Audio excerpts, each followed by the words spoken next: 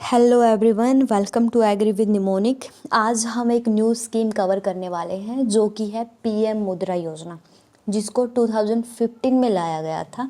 और पीएम मुद्रा योजना में जो मुद्रा है उसको micro, M for micro, U for unit, D for development, R for refinance, A for agency.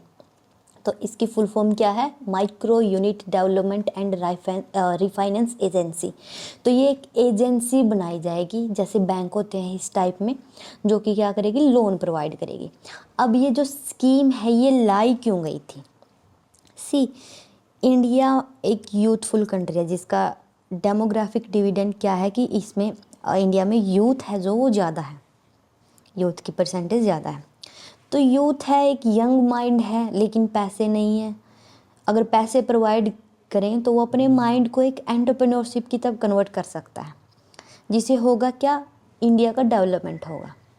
तो उनके पास फंड नहीं है, इसका मोटो ही क्या था? Funding the unfunded. तो यूथ को या फिर जो भी एंटरप्रेन्योरशिप है उनको लोन दे के, ठीक है, उनसे एंटरप्रेन्योरशिप की तरफ उनको बढ़ावा देना, जिससे को क्या हो? इंडिया का डेवलपमेंट हो। इस पर्पज़ से स्कीम को गवर्नमेंट के द्वारा लाया गया था। ठीक है। अब देखो, एंटरप्राइजेज कितने टाइप के होते हैं? एक होता माइक्रो, स्मॉल, मीडियम। अब ये 2025 और 26 का जो न्यू बजट आया है इसके अंदर इसको रिवाइज कर दिया गया है कि किसी भी अगर वो माइक्रो एंटरप्राइजेज है तो उसके अंदर इन्वेस्टमेंट कितनी होनी चाहिए? 2.5 करोड़ तक की इन्वेस्टमेंट उसके अंदर होनी चाहिए, उस यूनिट के अंदर। तो ओवरऑल और उसका कुछ टर्नओवर होगा जो कि 10 करोड़ तक बनना चाहिए उसका टर्नओवर। वही स्मॉल में क्या हो जाएगा? 25 करोड़। और इन सब का 4 गुना ही क्या होगा? उनका टर्नओवर होगा। तो 25 चौका 100 होता है, तो 100 करोड़ हो गया, 100 करोड़ हो गया। और मीडियम क्या होगा? जिसमें इन्वेस्टमेंट उसने कितने की हो, किसी भी जो यूनिट है वो एंटरप्राइज है, चाहे वो अकेला इंसान करा रहा हो या फिर कुछ लोग कोऑपरेशन में हो, 125 करोड़ की। और इन्वेस्ट टर्नओवर कितना होना चाहिए? 500 करोड़ तक का। तो ये एक रिवाइज है जो कि काफ़ी क्वेश्चन बनते हैं, जैसे कि माइक्रो में इन्वेस्टमेंट की क्या लिमिट है और टर्नओवर कितना होना चाहिए अगर उसे हम माइक्रो बोलेंगे। तो ये रिवाइज किया गया है, ये इसकी वैल्यू है। अब देखो, रीफाइनेंस एजेंसी क्यों है? क्योंकि यहाँ पे जो ये मुद्रा है, जो ये यूनिट है, ये डायरेक्ट पब्लिक सेक्टर को नहीं पैसे देगी या लोन देगी। ठीक है, ये किसी बैंक हो गया, नॉन बैंकिंग फाइनेंशियल कंपनी हो गया, माइक्रो फाइनेंस इंस्टीट्यूशन हो गया, ये अपना जो पैसे हैं, ये लोन है, वो किसको प्रोवाइड करेगी? इन यूनिट को प्रोवाइड करेगी। डायरेक्ट पब्लिक से डीलिंग नहीं करती है ये। तो यहाँ ये रीफाइनेंस करेगी इसको।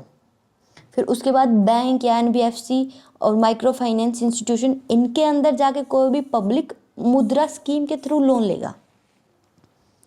जिस अकॉर्डिंग ये लोन पे छूट करेगी, वही आगे जाके इनको लोन पे इंटरेस्ट रेट पे मतलब कम करना होगा, जितना भी इसमें डिस्क्राइब किया गया है। तो मुद्रा बैंक को फाइनेंस कर रहा है, रीफाइनेंस कर रहा है, पैसे देके रीफाइनेंस कर रहा है लोन देके, और आगे ये यूनिट पब्लिक को क्या कर रही है? फाइनेंस कर रही है। ये रीफाइनेंस का काम हो रहा है, ये यहाँ फाइनेंस का काम हो रहा है।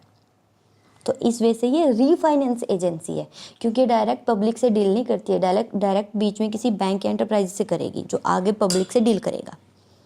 अगर ठीक है, पब्लिक सेक्टर डायरेक्ट जाके यहाँ पे लोन ले सकती है। अगर ऑनलाइन लेना हो तो उन्हें उद्यमी मित्रा पोर्टल पे लॉगिन करना पड़ेगा।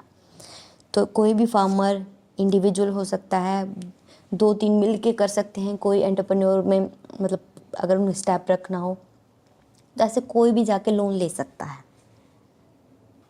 देन अगर हम किसी भी बैंक से जाके लोन लें तो वहाँ कोई ना कोई सिक्योरिटी हमें देनी पड़ती है। लाइक हम मॉर्गेज लोन ले रहे हैं, हाइपोथिकेशन लोन ले रहे हैं, ठीक है।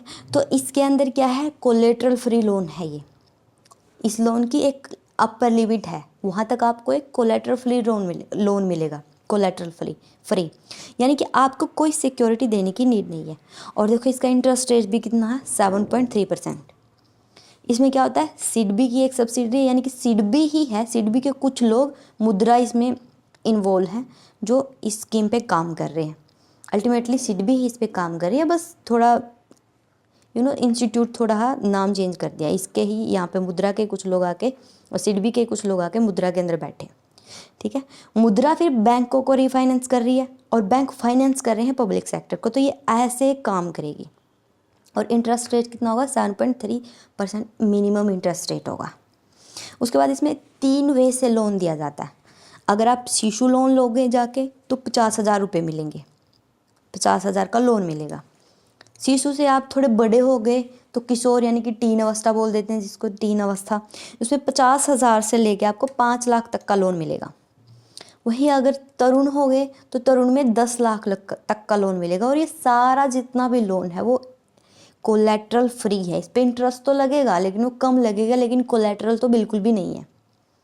वहीं अगर आपने तरुण लिया है लोन और उसको पे कर दिया है टाइमली, तो आपको एक तरुण प्लस, ये एक नई चीज़ जो अभी ऐड की गई है, ये भी आपको मिल जाएगा।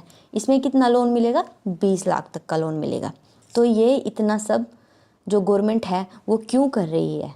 ताकि वो एम्पावर कर सके जो नॉन कॉरपोरेट है, नॉन फार्म है, स्मॉल माइक्रो मीडियम जो एंटरप्राइजेज है, इन सबको लोन प्रोवाइड कर सके और इंडिया के डेवलपमेंट में एक सीड होता है, उस सीड को सो कर सके ताकि वो बड़ा पेड़ बने तो इंडिया की ही डेवलपमेंट हो। So that's all for today. कल हम एक न्यू स्कीम और लेके आएंगे। आई होप कि ये स्कीम आपको अच्छे से समझ आई हो। Thank you so much. पढ़ते रहिए।